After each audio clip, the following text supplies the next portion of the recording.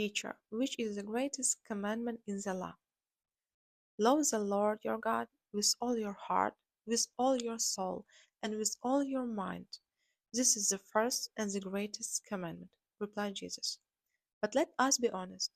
What place does this commandment have on our checklist? Today we easily rearrange things, small things, often unnecessary things, and we put them at the top of our list.